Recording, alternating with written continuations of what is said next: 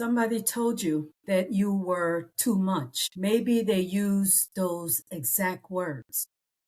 Or maybe they used other words that meant the same thing.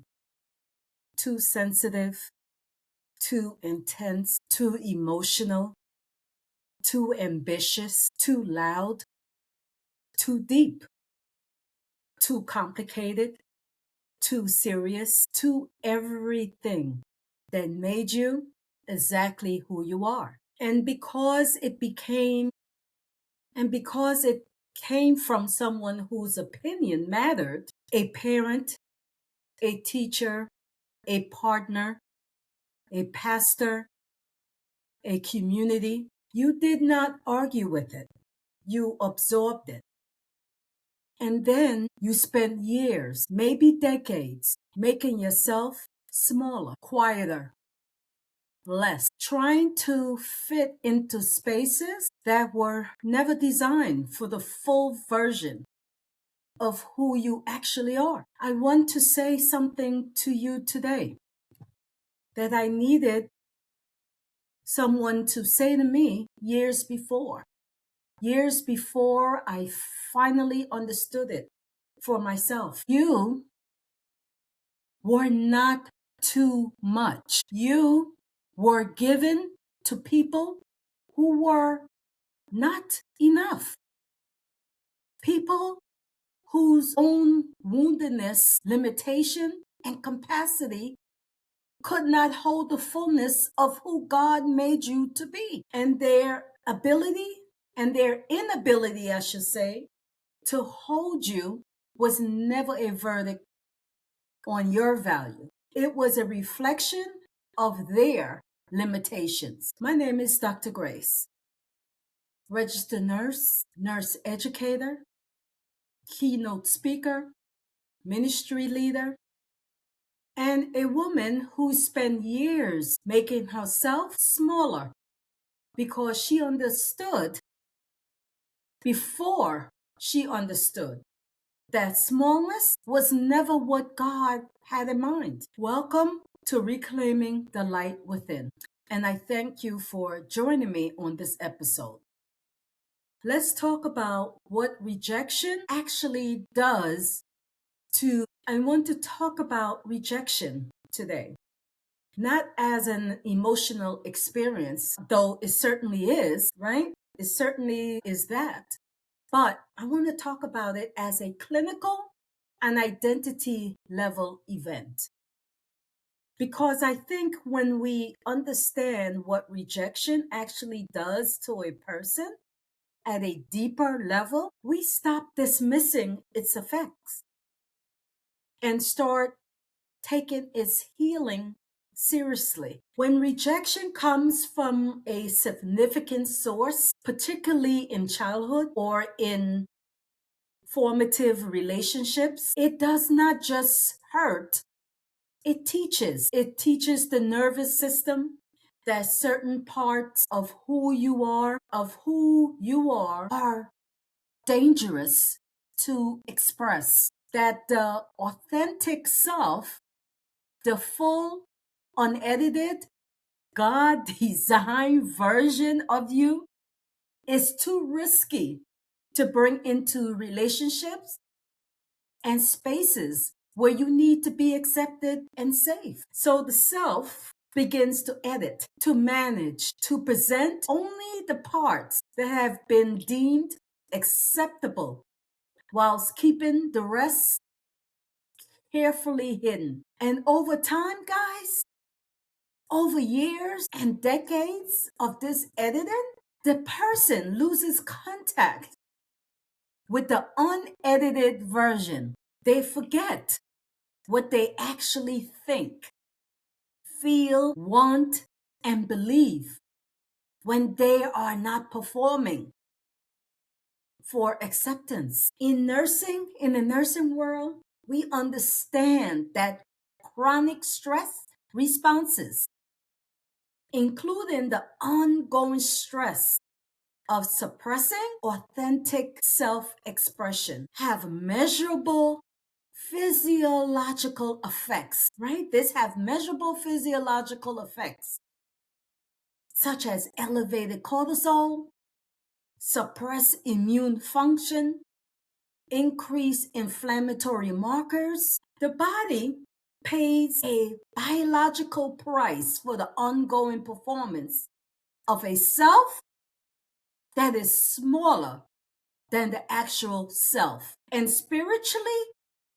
the cost is equally high because the gifts, the calling, the purpose that God placed inside of you were placed inside the full version of you, not the edited version, not the version that made itself small enough to be accepted by people whose capacity was not equal to your calling. When you make yourself small, you do not just lose yourself, you defer the very purpose that your life was designed to carry. So let's move into now the clinical and spiritual cost of making yourself small and my personal story. I want to get personal here for a moment because I think my story speaks directly to this. I grew up being a lot of feeling, a lot of thinking, a lot of questioning, a lot of intensity in a context that did not always have the space for it. And I learned early the way children learn things that are never explicitly taught, that the full version of me was too much for the spaces I was in. So I adapted. I became the doer, the achiever, the responsible one, the capable one, the one who held it together. And I channeled the intensity into productivity and called it purpose. And in many ways, it was purpose, but it was also management, a way of making the fullness acceptable by making it useful. What I did not understand then and what I understand now, with over 30 years of clinical and personal perspective, is that the version of me I was presenting to the world was a curated one. The version that have been edited for accessibility, and the unedited version, the one with the full intensity, the full feelings, the full spiritual depth that I am now, that version was still there, waiting, getting quieter though, with every year that passed without being expressed. The turning point, the shift came when I stopped asking whether I was too much and started asking too much for whom? Too much for spaces that were not designed for my purpose. Too much for relationships that needed me to be smaller to feel comfortable. Too much for environments that were built for a version of excellence that did not include the full dimension, the full dimensionality of who God made me to be. But never too much for God. Never too much for the calling He placed on my life. Never too much for the people He was preparing me to reach. Stay with me for a moment. Let's talk now about reclaiming who God you are. Here is the truth that I want to leave embedded in your spirit before this episode ends. The rejection you experienced was real. The wound it created was real. The years of making yourself small And the cost of those years, all of it, was real. I am not going to minimize any of that with a quick spiritual answer. But here is what is equally real and the good news. Jeremiah chapter 1 verse 5 says, "Before I formed you in the womb, I knew you. Before you were born, I set you apart." God's knowledge of you and his design for you preceded every person who ever told you that you were too much. Every classroom, every household, every relationship, every season of rejection. He knew you before any of it had the chance to speak over you. And his word about you has not changed based on what they said. You were not too much. You were too much for that specific context. And God's plan was never to keep you in context that required you to be less than he made you. That's the good news. I'm going to try to stay calm. So let's talk now about reclaiming your identity. Reclaiming your identity begins with a simple but profoundly difficult decision to stop agreeing with the verdict of people whose capacity was not equal to your calling. To stop editing yourself for spaces that were not designed to hold you. To stop bringing the full, unedited, God-designed version of yourself into the spaces he is preparing for you. That work, the focus, the certain practical, faith-rooted work of reclaiming your identity is exactly what the It's Time to Shine workbook that I wrote walks you through.